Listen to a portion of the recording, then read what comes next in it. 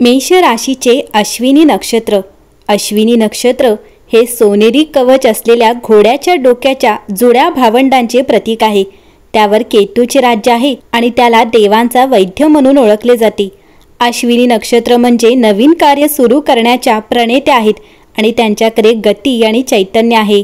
ते सूर्यदेवाच्या संयोगातून आणि चेतनाच्या नागपुड्यांमधून, ज्यामुळे प्राण किंवा जीवनशक्तीचे प्रतिनिधित्व होते. मेष राशीत 0 ते 13.2 अंशापर्यंत पसरलेले हे आकाशात दिसणारे पहिले नक्षत्र आहे, जे कोणत्याही कामाची सुरुवात करण्यासाठी आवश्यक असलेल्या चैतन्याचे आणि गोष्टींची सुरुवात करण्याचे प्रतिनिधित्व करते.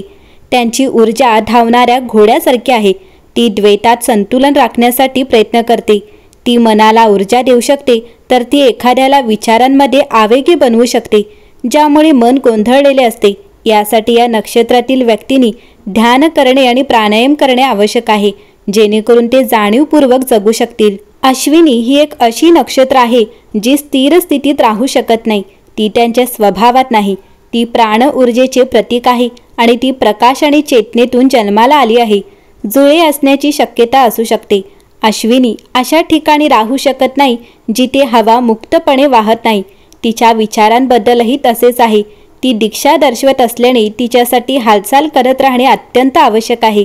हे आळशी नक्षत्र नाही. त्यांचे मन हलले पाहिजे, त्यांचे शरीर हलले पाहिजे. ते धावणाऱ्या घोड्यांद्वारे दर्शविले जाते आणि म्हणूनच ते एकाच ठिकाणी स्थिर राहू शकत नाहीत. हे लोक विचारांची ऊर्जा आणि त्यांच्या शरीराची हालचाल आत्मसात करतात.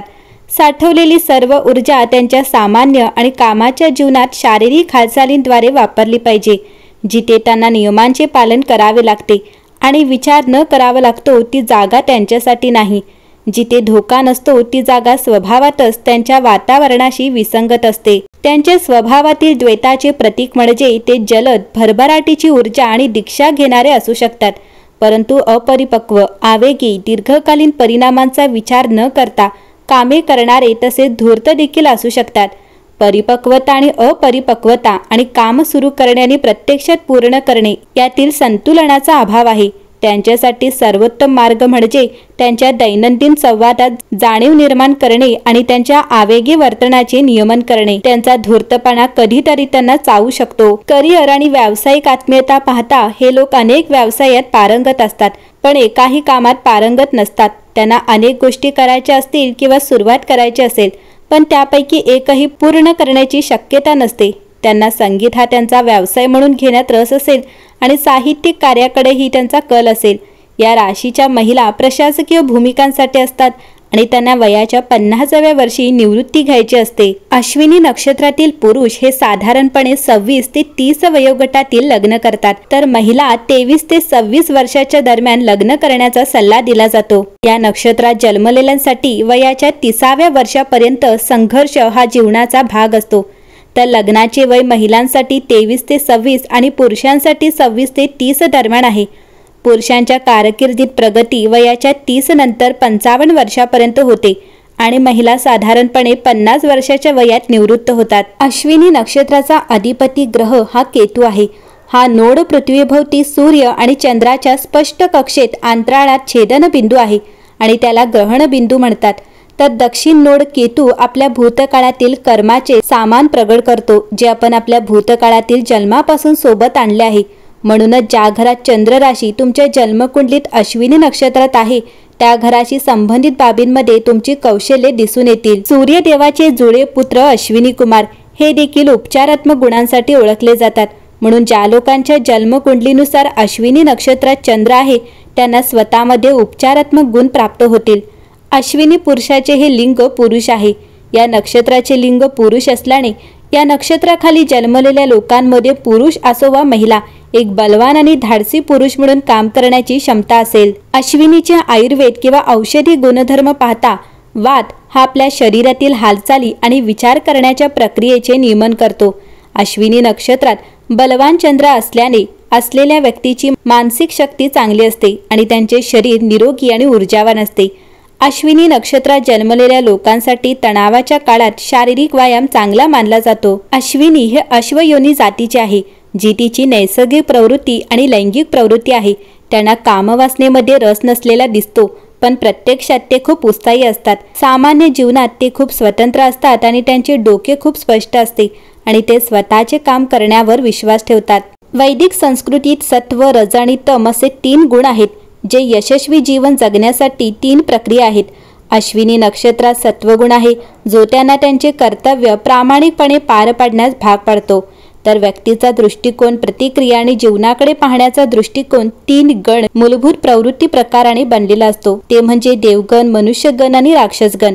तर अश्विनी ही देवगण राशीची आहे, जी राजनैतिक, सामाजिकदृष्ट्या सुसंस्कृत आणि व्यावहारी असल्याचे वैशिष्ट्य आहे. देवगण राशीचे लोक लोकांशी सौम्यतेने वागण्यात चांगले असतात आणि कधीकधी ते हुशार असतात, परंतु परिस्थितीला सौहार्दपूर्णपणे हाताळतात. त्यांना इतरांपेक्षा शैक्षणिक आणि आत्मविकासातही जास्त रस असतो. अश्विनी नक्षत्र त्याच्या मातीच्या तत्वामुळे जीवनात एक मजबूत पाया देते. याशिवाय ते चांगले ज्ञान देखील देते, जे अन्यथा सहज मिळवता येत नाही. मंडळी, अश्विनी हा ग्रहांचा राजा सूर्याचा पुत्र आहे, ज्याच्या नावावरून या नक्षत्राचे नाव पडले आहे. अश्विनीला देवांचा वैद्य मानला जातो. या नक्षत्राची राशी मेष आणि त्याचा स्वामी हा ग्रह मंगळ आहे.